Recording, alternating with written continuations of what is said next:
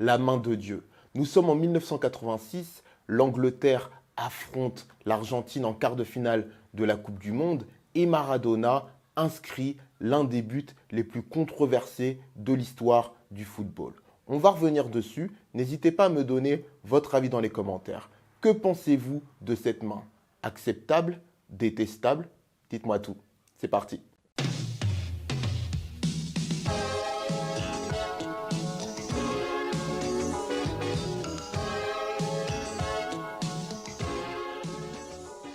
Nous sommes en 1986, Coupe du Monde au Mexique. Maradona bat Peter Shilton pour donner l'avantage à l'équipe d'Argentine. On se rappelle qu'à l'époque, il y avait un contexte particulier. Les deux pays étaient en guerre, notamment pour les îles Malouines. Donc on va dire que dans ce match, il y avait un contexte particulier. Bref, l'Argentine l'emporte 2-1. Premier but de Maradona avec la main. Deuxième but génial où il part du milieu de terrain, il efface tout le monde et marque sans doute le plus beau but de la Coupe du Monde. Alors, qu'est-ce que je pense de cette main? J'ai interviewé Osvaldo Piazza, qui est argentin, ancien international, voilà, qui est touché comme beaucoup par le décès de Diego Armando Maradona. Ils font partie d'une majorité à accepter ce geste, à justifier ce geste par tout un tas d'arguments. Le premier étant que ça fait partie du football. Et c'est l'argument d'Osvaldo Piazza. Le but, en fait, c'est que l'arbitre ne le voit pas. À partir du moment où l'arbitre ne le voit pas, c'est légal. Il y a ceux qui estiment que, étant donné que Maradona a marqué son superbe but derrière, c'est pas grave. Et puis, étant donné que les défenseurs étaient particulièrement rugueux et que les attaquants se faisaient découper en deux, on va dire que ça fait partie aussi du football de l'époque. Moi, je suis offusqué par cette main. J'en veux même pas à Maradona, paix à son âme. J'en veux plus aux personnes qui magnifient ce geste, en fait. Je ne comprends pas comment est-ce qu'on peut aimer le football en tant que sport, en tant que jeu, avec tout ce qui en découle.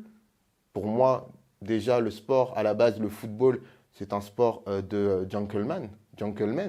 Et même aujourd'hui de gentlewoman. Pour moi, je ne cautionne pas qu'on puisse magnifier la triche et la justifier par un quelconque romantisme ou un quelconque esprit rock'n'roll dans le football. Moi, j'aime beaucoup le romantisme, j'aime beaucoup le beau football, j'aime beaucoup l'esprit latin. Accepter cette main et la mettre au rang d'un des plus beaux gestes de l'histoire du football et y trouver beaucoup de passion, l'excuser, l'admirer, moi, je trouve ça extrêmement dangereux pour le football. La triche, ça n'a pas sa place dans le sport.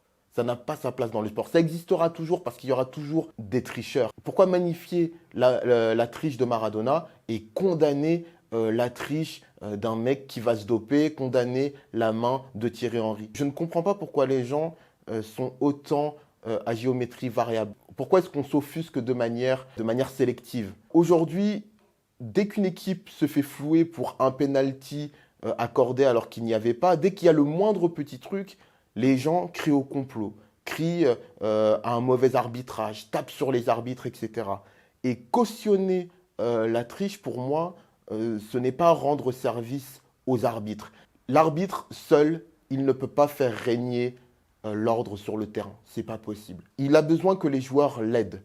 Il a besoin que les joueurs coopèrent. Il a besoin, de pouvoir faire confiance dans une certaine mesure aux joueurs. Pour moi, il y a un pacte social entre l'arbitre et les joueurs pour que le match se passe bien. Alors évidemment, ça ne veut pas dire qu'il n'y aura pas de faute, qu'il n'y aura pas de carton rouge, qu'il n'y aura pas parfois des simulations, mais il y a une certaine quand même éthique à avoir sur un terrain de football. Et il n'y a que comme ça que l'arbitre peut bien faire son travail et que le match de football peut se dérouler. C'est pour ça que je dis qu'à la base, le football, c'est un sport de gentleman. C'est un sport noble. Ce que je reproche souvent au football, c'est de rendre con, en fait.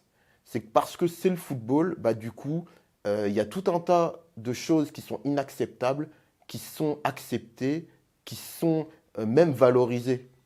Et c'est ça, en fait, moi, que je ne comprends pas et que je trouve très dangereux pour le sport. C'est d'accepter, non seulement d'accepter la triche, mais de la vénérer et de la mettre au rang de gestes.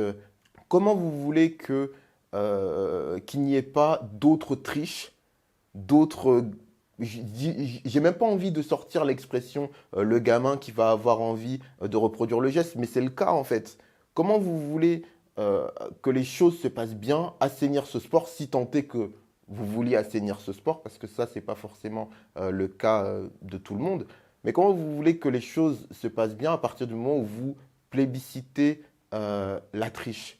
Alors, ok, je suis conscient que je regarde ce cas avec mes yeux d'aujourd'hui, mais moi j'aurais la même vision des choses parce que pour moi, avant tout, le football, je l'aime en tant que jeu, je l'aime en tant que sport et je ne l'aime pas en tant que supporter d'une équipe. Pour moi, il y a une grosse différence et je pense que ça fera un jour le thème d'une vidéo, mais pour moi, on peut supporter une équipe sans aimer le football. Et je pense que beaucoup de personnes supportent des équipes et n'aiment pas le football. Parce que si tu aimes le football, tu le protèges. Si tu aimes le football, tu fais en sorte que les choses se passent du mieux possible. Si tu aimes le football, tu ne cautionnes pas la triche.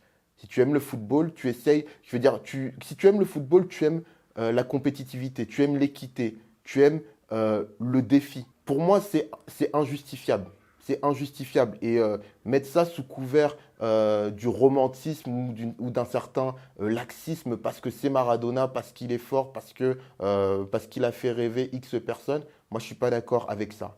Alors évidemment, c'est pas si grave. C'est pas si grave. Ça ne reste qu'une main. C'est pour ça que dans le fond, je m'en fous. Parce que voilà. Mais pour moi, la triche ne doit pas être encouragée, ne doit pas être romancée. La triche doit être punie. Gagner en trichant, ça n'a aucune saveur pour moi. Ça n'a aucune saveur. Alors, c'est peut-être pas le cas de tout le monde. Et c'est pour ça que beaucoup disent, oui, mais il a marqué un super but derrière. Et heureusement, hein. Je ne sais pas d'ailleurs si ça l'a peut-être poussé, ça l'a peut-être inspiré à se dire, bon, j'ai intérêt de marquer un superbe but derrière.